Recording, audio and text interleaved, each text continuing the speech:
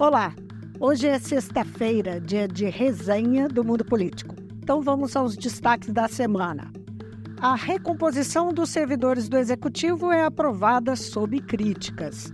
Lula tenta nova estratégia de articulação política após derrotas no Congresso. A troca de comando do TSE. Sai Alexandre de Moraes e assume Carmen Lúcia. Poder Público quer 109 bilhões para fechar acordo de Mariana. Estão comigo Heitor Peixoto e André Zacuni. Obrigada, Vivian. Vamos resenhar. É isso aí, Andréia, Vivian. Olá a todos. Então vamos lá.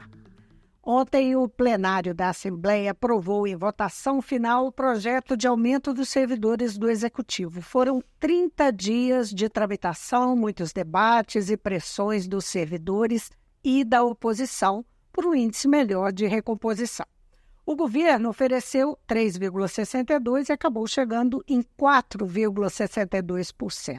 Não é isso, André? É isso mesmo, Vivi. O que a gente viu, né, desde na votação de ontem, da quinta-feira, é que foi uma vitória governista. Foram 64 votos favoráveis à aplicação do 4,62% de recomposição salarial. E ainda duas emendas que foram aprovadas, uma que diz respeito à ajuda de custo, né, que é uma demanda dos servidores, porque toda vez que o servidor saía para licença maternidade, paternidade, luto ou até licença saúde, eles tinham a ajuda de custo descontada. E essa emenda prevê agora que eles continuam recebendo a ajuda de custo mesmo nesses casos. Parece que é um percentual alto do salário. Sim, é significativo, né? Para quem ganha pouco, esse valor significa muita coisa. Falar que no caso da UENG, chegava a 40% até 50% da remuneração. O pessoal dizia, né? Que evitavam, o pessoal da UENG evita de tirar licença. Tem relatos de professores que trabalham doentes exatamente para não ter esse desconto na ajuda. Isso, e outra emenda também foi fruto de um acordo da deputada Beatriz Cerqueira, que defende aí a causa da educação, com o deputado Zé Guilherme, que é presidente da Comissão de Fiscalização Financeira Orçamentária, prevendo que quando houver reajuste do piso nacional da educação em Brasília, assim acontecerá aqui em Minas Gerais. Fato é que na votação final ficou 4,62, mais essas duas emendas. E no segundo turno foram apresentadas 18 emendas, 11 acatadas pelo presidente e todas rejeitadas. Por isso que ficou no final, e todas elas com praticamente o mesmo conteúdo, que era tentar aumentar esse percentual dessa recomposição salarial. Posso citar exemplos, por exemplo, da emenda apresentada pelo deputado Sargento Rodrigues, acrescentando 5,79% ao já fechado a reajuste de 4,62%. Daria mais ou menos 10%. É a diferença dos 10,67%. Exatamente. As perdas de 2022. São as perdas de 2022, a inflação de 2022 e 2023. Todas foram rejeitadas, essa também foi rejeitada. Eu destaco também uma emenda do deputado Lucas Lasmar, da Rede, muito interessante, que ele foi à tribuna, pediu o apoio dos parlamentares, mas a emenda não passou, que é garantir que todo servidor de Minas Gerais receba pelo menos o salário mínimo, que hoje está em torno de R$ 1.412. Segundo ele, 63 mil servidores de Minas Gerais não recebem esse mínimo. A emenda foi rejeitada. E outra emenda também que eu destaco é a que pedia que o valor todo que o servidor tem a receber do retroativo fosse pago de uma vez. Fato é que foram 11 emendas, todas rejeitadas, coincidentemente com o mesmo placar, né? Praticamente, teve uma que foi diferente, quase sempre foi 28 sim e 36 não. De 36 não. Depois a gente vai até falar um pouco sobre isso, mas aí dá para a gente perceber que a base que mesmo os deputados de oposição com 20 parlamentares, mesmo assim a gente teve deputados da situação que votaram favoravelmente ao governo. A gente teve, Zagúria, e vive até 14, no caso de emendas, de que até 14 deputados que não são da oposição, que são dos dois blocos governistas, votando contra o governo. Isso gerou, inclusive, estranhamentos lá, uma situação com a deputada Chiara Biondini, que votou a favor de uma dessas emendas da segurança pública, e ela sofreu retaliação. Ela mesma disse isso, teve 3 indicados dela nas secretarias do Estado afastados pelo governo Zema. Os deputados foram solidários a Chiara. Inclusive, o deputado Bruno Engler, que é da base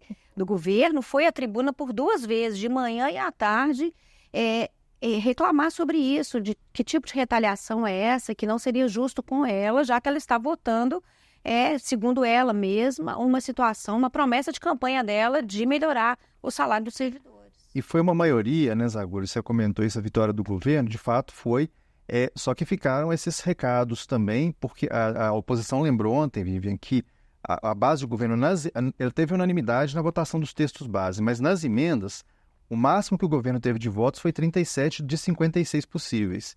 E ali o aceno, né, a sinalização da oposição, da força da mobilização em torno dessa agenda. A agenda cara sempre, pauta de servidor sempre mobiliza muito a classe política, não só aqui na Assembleia, qualquer legislativo do país. Que parece que foi o pior resultado, não é, de votações, mesmo tendo vencido, o governo teve o pior resultado em relação à própria base. Certamente. Foi muita pressão, né, Heitor? Teve uma emenda que foi por um voto. Eu nunca vi isso acontecer no governo Zema. Já tivemos uma emenda do mesmo teor, lá em 2022, também da Segurança Pública, que foi por 3 votos. Agora foi por 1.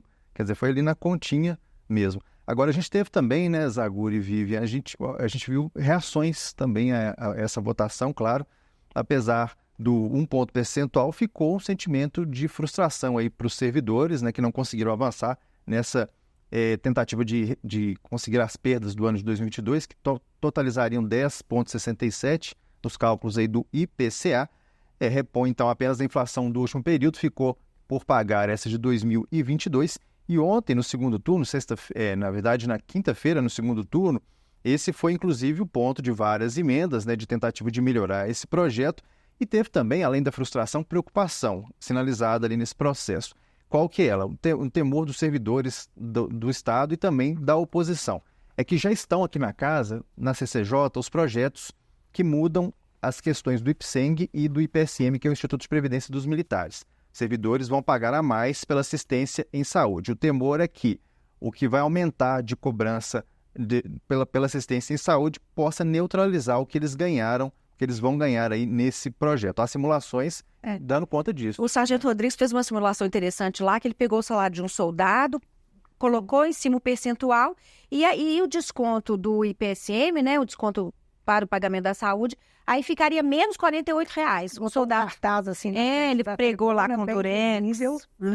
Para quem estava assistindo. Então as categorias vão ficar mobilizadas. Segurança Pública está prometendo fazer marcação cerrada em Romeu Zema em todas as agendas. Zema já teve que desmarcar compromissos no interior de Minas por conta disso. Vamos ver como é que vai ser esse clima para esses próximos projetos em votação aqui na Assembleia. Aqui a gente falar também do protagonismo da Assembleia. O próprio presidente da Assembleia, Tadeu Martins Leite, deu uma entrevista coletiva depois da aprovação do projeto, falando que a Assembleia trabalhou com uma recomposição pé no chão. Ele usou até esse termo, que não adianta também os deputados aprovarem uma recomposição salarial muito acima do que o governo conseguiria pagar, né? Essa é a resposta do governo, que ele não consegue não prejudicar serviços públicos, não atrasar salários, se ele fizer esse aumento. Já está aí atuando com o índice acima da Lei de Responsabilidade Fiscal. Hoje, o limite é 49%, o Estado já está em 51%, mas a Assembleia teve protagonismo. O presidente esteve com o governador Zema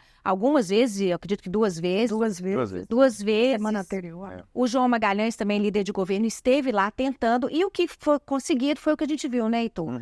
3,62 aumentou 1 ponto percentual para 4,62. É isso aí. Para além da pressão que a própria casa, né, a oposição e os servidores estavam fazendo.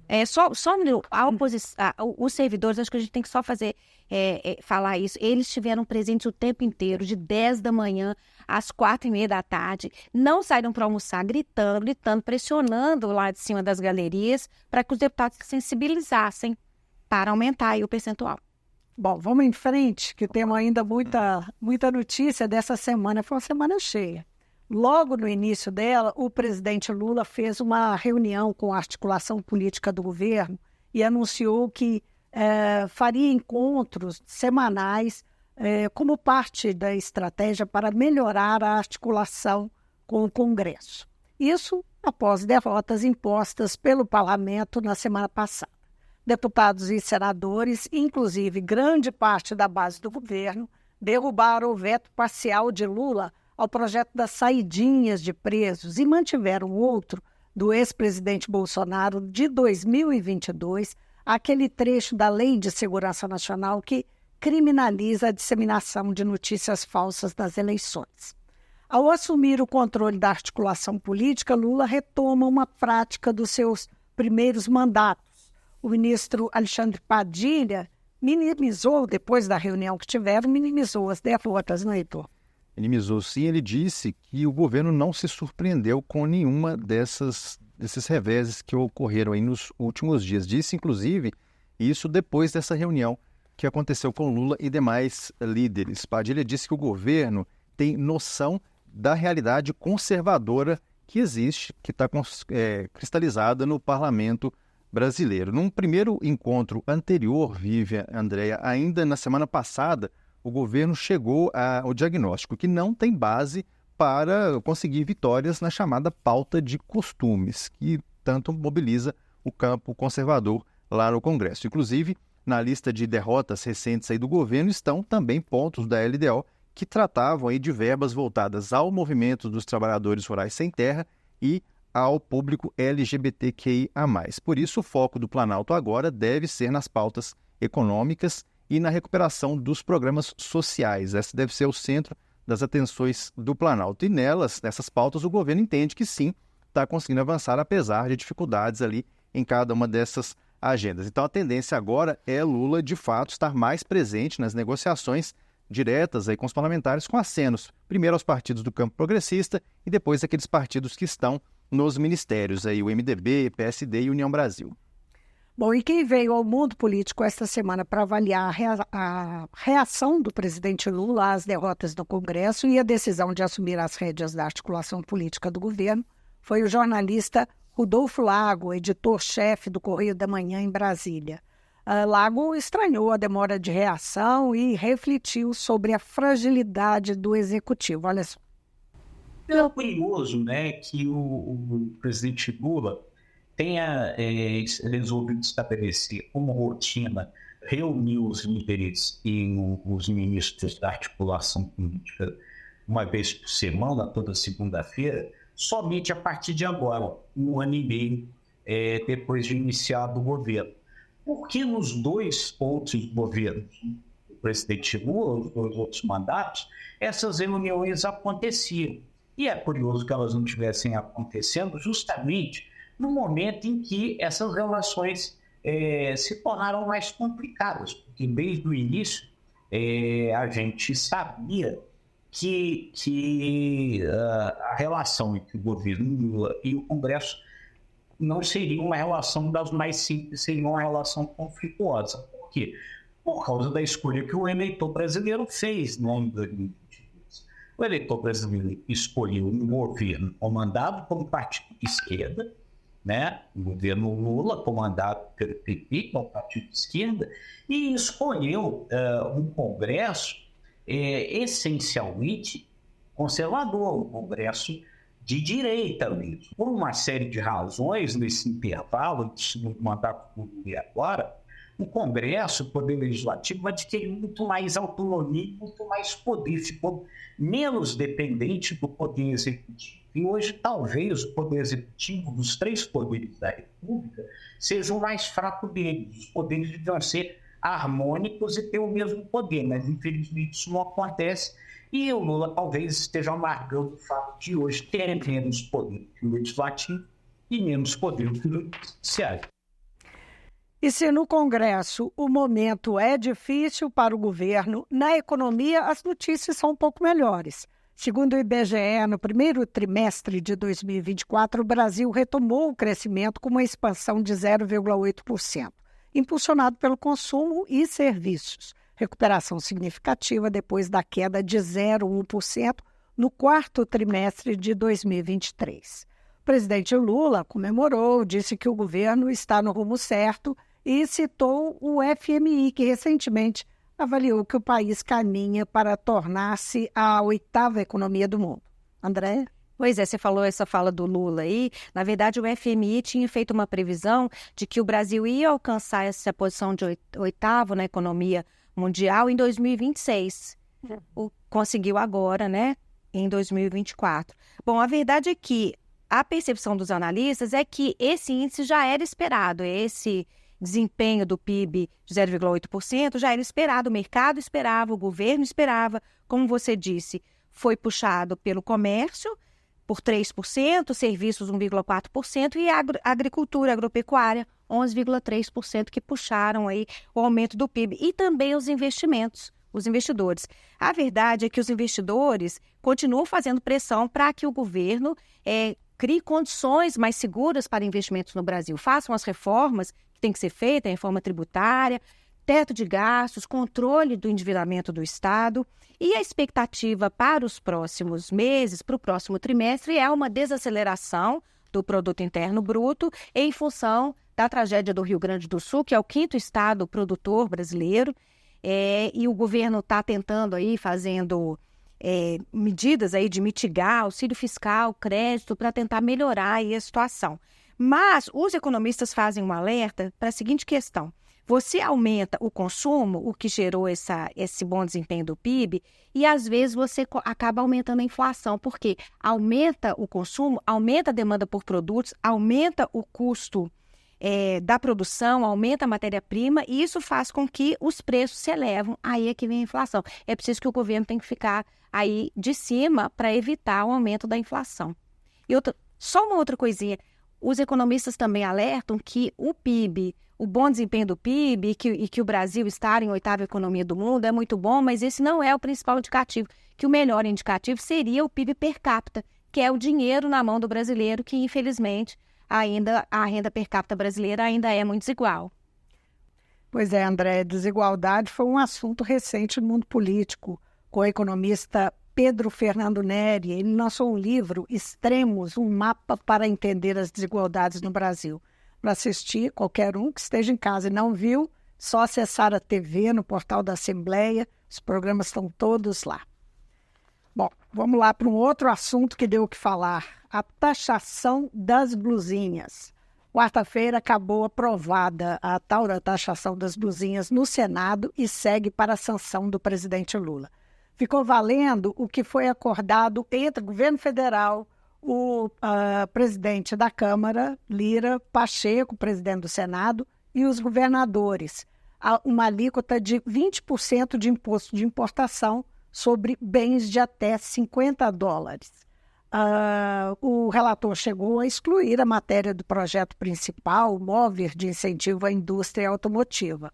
A manobra não deu certo e o Senado rejeitou a supressão e agora somente o projeto principal volta para a Câmara porque sofreu algumas mudanças.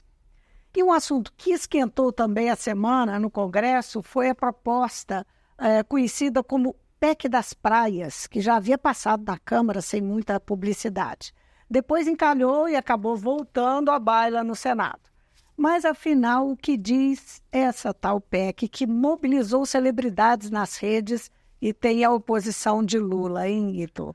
Pois é, primeiro situar que o que está em jogo não é o mar nem a faixa de areia, mas é uma faixa, digamos, imediatamente anterior às praias, que é mais precisamente 33 metros do ponto mais alto das marés. Para as pessoas visualizarem, nas praias mais movimentadas, aí é aquela faixa onde ficam bares, restaurantes, até mesmo condomínios residenciais e hotéis. Eles estão nos chamados terrenos de marinha. O Copacabana Palace, no Rio, tão conhecido por todos, é um exemplo, né, de imóvel que está nesse tipo de local. Que não é necessariamente da marinha, né? Exato, é de marinha. De marinha porque é de mar, né? Próximo ao mar, então as pessoas fizeram essa confusão mesmo, não é da marinha, não. É da União, mas não é da marinha. Bom, pela legislação atual, né, as pessoas, empresas, empreendimentos podem ocupar, usar e até morar nesses locais, desde que pagando impostos específicos. São 2 taxas todo ano e uma terceira quando esses imóveis são comercializados. O texto no Senado, ele prevê autorização para transferência desses terrenos de marinha para empresas e para essas pessoas que já estejam ocupando esses locais, sob condições, claro, pagamento, inclusive, está previsto aí nesse texto. Que é uma privatização mesmo desses espaços. A liderança como privatização. No texto não prevê privatização, mas preocupa-se com a privatização de fato, que na prática, de fato, seja uma restrição a uma área que hoje é pública. Então, os imóveis passam a ter proprietário único ou coletivo, mas enfim, deixa de ser da União, não fica mais sendo esse compartilhamento de uma área entre União e particulares. Um dos pontos citados pelo relator Flávio Bolsonaro na defesa dessa PEC foi acabar com o que ele chamou de taxas absurdas, essas 3 cobranças que eu mencionei. Mas o debate trouxe outros possíveis impactos dessa medida. Vamos a eles aqui. Alguns deles foram discutidos em audiência pública na CCJ nessa semana. Quais são os riscos aí? Cercamento e privatização, ainda que informal, das praias, né, como a gente estava dizendo, resorts. Dificultando o acesso, né? O pessoal vai avançando e fecha a praia, né? Resorts mesmo foram citados nesse processo, que já estariam fazendo esse tipo de ocupação. Impactos para o turismo e para a indústria da pesca, que depende muito dessa faixa liberada. A PEC, como eu disse, não prevê isso, mas pode ser um desdobramento, uma consequência da aplicação dela. Falou-se também do risco de aumentar a população nessa faixa enquanto o nível dos oceanos está aumentando, cientificamente comprovado isso aí. E riscos também à ocupação desordenada, claro, né, que pode prejudicar mangues, que são considerados berçários dessas espécies, deixando esses territórios mais vulneráveis, inclusive para eventos climáticos extremos. O presidente do Senado, Rodrigo Pacheco, ele disse que não é uma prioridade do Senado, neste momento, avançar com essa matéria. O governo também é contra, e a imprensa lembrou que, embora Flávio Bolsonaro esteja à frente dessa discussão, lá no governo Bolsonaro, o pai trabalhou contra essa medida em alguns momentos. Na época, uma secretaria do então Ministério da Economia reportou ali que seria a maior transferência de patrimônio público para privados da história do país. Se fosse uma linha reta... É muito terreno. Essa faixa corresponde São a 48... 7 mil quilômetros, mais de 7 mil quilômetros de praia, né? Na verdade, assim, em linha reta, porque tem os desníveis lá, assim, as curvas, mas em linha reta dá 48 mil quilômetros ao longo da costa. E nela estão 80% de todas as áreas que pertencem à União. E para fechar um registro dessa sexta do Jornal Globo, é que a esquerda, que praticamente não ganha debate nenhum nas redes, dessa vez está ganhando isso aí, puxada por famosos depois daquele embate entre Luana Piovani contra essa medida e o jogador Neymar. Os famosos ali chamaram esse debate e a esquerda está conseguindo isolar Flávio Bolsonaro nessa discussão. Talvez esse projeto tenha perdido força nisso aí. Só voltando naquilo que você falou sobre risco, eu anotei aqui o caso do muro de mais de 500 metros, 576 metros de extensão, que restringe acesso à praia do Pontal de Maracaípe, em Pernambuco. O proprietário do terreno que está no Pontal, que faz o Pontal, cercou todo o terreno, de forma que as pessoas não conseguem chegar à praia. Não é? O acesso não é que é impossível, mas é muito... uma extensão muito grande, não tem como fiscalizar, né? Isso sem essa lei. Há inclusive uma disputa judicial com o órgão ambiental do Estado, com o proprietário. Quem sabe esse assunto, não é, vindo à baila, ajude a resolver essa contenda lá em Pernambuco. Isso aí. A ministra Marina Silva anunciou uma série de medidas essa semana no Dia Mundial do Meio Ambiente, 5 de junho. Entre elas, a criação de um programa para aumentar a qualidade ambiental e a resiliência das cidades brasileiras no enfrentamento dos impactos da crise climática. A ministra alertou para o risco elevado de incêndio no Pantanal e de seca na Amazônia e lançou um pacto com governadores das 2 regiões para combater os incêndios. O governo ainda anunciou novos dados do INPE que mostram redução no ritmo da destruição da Amazônia e do Cerrado, que teve uma queda de 12% no desmatamento desde o início do ano. E alertou para o crescimento impressionante de 898% das queimadas no Pantanal. Bom, esteve no mundo político o especialista em análise ambiental Guilherme Aide, que comentou a situação do Cerrado e deu dados alarmantes sobre os efeitos do desmatamento do bioma. Na região do Cerrado já é possível observar um aumento de temperatura de 1,5 graus. Então, assim, a meta do Acordo de Paris de não passarmos, né, de 1,5, né, no Cerrado a gente já está no limiar, né? Existem também outras evidências, por exemplo, né, que, como eu mencionei, da própria Agência Nacional de Águas, sinalizando que, por impacto das mudanças do clima, né, para 2040 já é esperado uma redução de 40% da vazão de água dos rios. Expansão da região semiárida. Pela primeira vez, entre Pernambuco e Minas Gerais, entre Pernambuco e Bahia, aparece o clima árido no Brasil, né? Então, o que aconteceu recente, né, esse fenômeno, esse desastre, teve uma colaboração, certamente, do bloqueio climático, estava concentrando essa zona de calor no centro-oeste, né? E evitando que a chuva se dispersasse na região centro-sul, na região sul do Brasil, né? Na terça-feira, a ministra Carmen Lúcia tomou posse na presidência do Tribunal Superior Eleitoral. Ela exaltou a atuação do seu antecessor, o ministro Alexandre de Moraes, contra antidemocratas na última eleição, criticou o que chamou de algoritmo do ódio e prometeu combate duro contra as fake news. Foi um discurso com posições bem claras, né, André? Foi, Vivian, você já até antecipou aí. Na verdade, ela deixou bem claro que a prioridade do TSE na gestão dela é punir fake news. Que ela vai continuar o legado deixado pelo antecessor dela, Alexandre de Moraes, em função disso, né? Alexandre de Moraes, que foi importante aí para fortalecer as estruturas, para combater a desinformação, ele também foi responsável pela resolução que estabelece que as plataformas também são responsáveis pelo conteúdo, né? Em que pese o Alexandre de Moraes é muito criticado, né? Editoriais da Folha de São Paulo e do Estado de São Paulo, recentemente, fizeram muitas críticas à atuação dele, que é pela confusão processual que ele faz entre o juiz e o acusador, as decisões solitárias, ordens secretas que ele tem tomado, já a imprensa aí defendendo o direito das pessoas de criticar o Supremo Tribunal Federal e criticar as posições dos ministros. O que nos interessa aqui, principalmente, é como que vai ser a atuação do TSE agora nas eleições de outubro. Já estamos chegando quase, né? Tem alguns meses.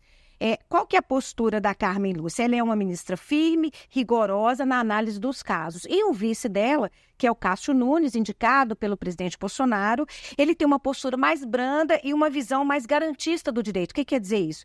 Ele quer as garantias, ele é muito firme nas garantias processuais. Então, ele espera aí coibir arbitrariedades com isso. Ele ocupou a vaga do ministro Celso de Mello e agora vem aí, junto com a Carmen Lúcia, à frente do Tribunal Superior Eleitoral. Eu espero que aqueles que não cometeram muitos abusos no passado entendam isso de forma errada, que tem um comportamento mais brando no TSE. Tomara que não. Não, tomara que não, mesmo porque, né, a ministra Carmen Lúcia deixou claro que vai combater a desinformação. Bom, antes de encerrar, gente, uma notícia do Acordo de Mariana que saiu ontem. O Poder Público, União, governos de Minas Gerais, Espírito Santo e um conjunto de órgãos públicos apresentaram uma contraproposta de 109 bilhões à mineradora Samarco e suas controladoras Vale e BHP como reparação pelo desastre de Mariana. Em abril, as mineradoras propuseram 72 bilhões. As empresas são responsáveis pela tragédia ambiental que atingiu 2 estados e matou 19 pessoas em 2015. A contraproposta foi entregue ao desembargador federal Ricardo Rabelo, responsável pela mesa de repactuação. Então, vamos aguardar com ansiedade, né, para que essas coisas se desembolem. Imagina, ano que vem são 10 anos. É muito tempo, né, de espera por uma resolução. Gente, Andréia, Heitor, muitíssimo obrigada por mais essa sexta-feira. Obrigada, Vivian. Obrigada, Heitor. Um abraço a vocês e abraço a todos. Então, a gente volta na segunda, Marco Antônio volta na segunda, com o Mundo Político, um programa inédito, e a resenha na próxima sexta. Até lá.